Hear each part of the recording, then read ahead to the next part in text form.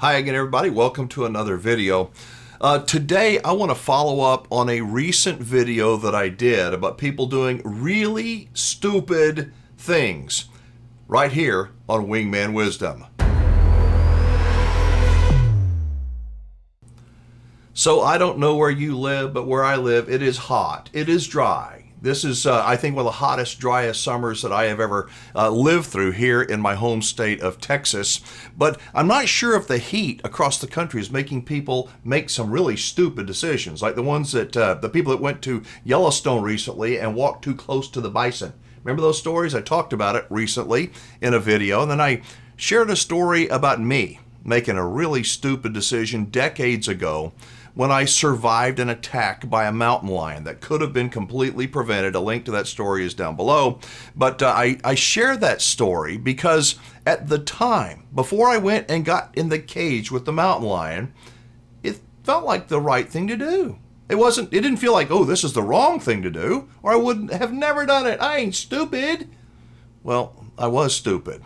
My brain just didn't work. So I told that story. As I say, a link is down below if you missed that video. But I asked people to share their stories of a brain fart, a brain lapse, where you just do stupid stuff and you don't even know why. And then by the grace of God, after it's over, you say, oh, and you learn from it. That's where wisdom comes from. So I'm going to follow up on that video with by reading some comments, and I appreciate each and every one of you who not only watches the channel but responds and participates in the conversation, because you guys are smart and I love reading your stories. Wes says, knowing what a smart man you are, Alan, I find this hard to believe. I'm coming to the conclusion that human teenagers should be put in a cryogenic state until they reach at least 25 years of age. I'm a lucky survivor of my teenage years. Listen to Wes's story. I once had a piece of junk motorcycle with broken gear teeth, broken wheel spokes, and a less than reliable engine that I raced at midnight with another teenager of equal intelligence on an interstate highway. How often have you ever seen somebody go on their motorcycle? You're like, oh, God, please be with them, because that is the stupidest thing ever. Sounds like Wes was doing that with a broken down motorcycle. Anyway, it says, we reached a speed of about 134 miles an hour when the bike I was on developed a steering wobble. It became evident to me, yes, I know, that I was a millisecond away from becoming a grease spot on the highway. Something clicked in my head that perhaps this wasn't the best idea. I survived. Don't know how. Well, yes, I do. The man upstairs saved this fool. Thank you, Wes, for that story. I think most of us, if we're honest, we can all look back in our lives and go, probably shouldn't have done that. That was not good. Even though I didn't get injured, even though I escaped without serious injury or anybody else getting hurt, that was not a good idea. Mike wrote, or actually Mike's wife wrote, she says, you are questioning the stupidity of others and go into a cage with a mountain lion?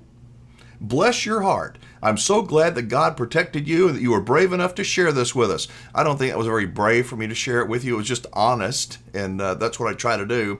I try to share my experiences so that you can hopefully avoid getting in the cage with a mountain lion or doing something equally as stupid. So she says, yes, I'm sure everyone has done something that we look back on and think, what was I thinking? Love from South Carolina, Jane. Great story. Glad the mountain lion was declawed. Me too.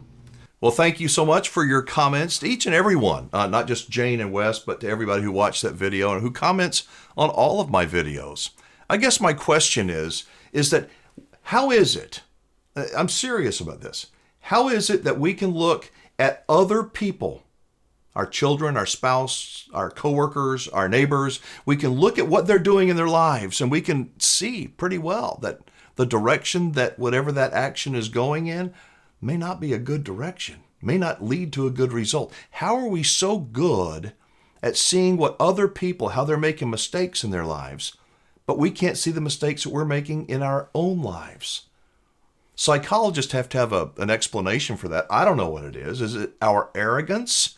Are other cultures as arrogant as we are? Are they unable to see what they're doing like we are? I think as human beings, the answer is yes.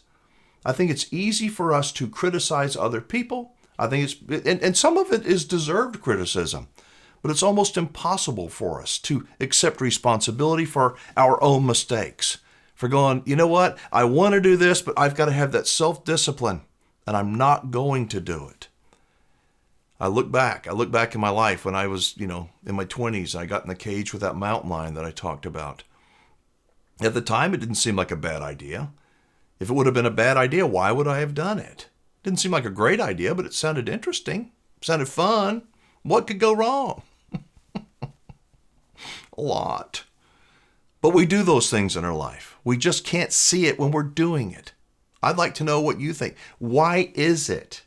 Why can we see other people's mistakes? We just can't see ours except through the prism of a memory and going, oh God, I don't want to go 134 miles an hour again on a motorcycle. I don't want to get in a cage with a mountain lion again. Why is that? Post your comments. Thank you so much. I appreciate each and every one of you. And by the way, in terms of comments, I don't comment on the YouTube video. So if you make a comment down below, I'm not going to comment. I don't do that for various reasons, but I do spend about an hour a day. All my contact information is below. Phone number, email, voicemail. You can text me a message if you want. I spend about an hour a day communicating with people that are reaching out to me. All different kinds of reasons. They're asking me questions about all kinds of stuff, and I love it. But I'm only going to put about an hour a day, and I can't get back to everybody. There's not hundreds of them, but there's dozens of them. And I try to get back to as many people as I possibly can. So please be patient. Post your comments. Let me know what you thought of this video. Maybe give it a thumbs up. If you like this kind of content, Wingman Wisdom, please consider subscribing to the channel and telling your friends about it. I'm Alan Warren, the RV Wingman. Be safe, have fun, play nice, and don't leave your good manners at home. I'll see you next time.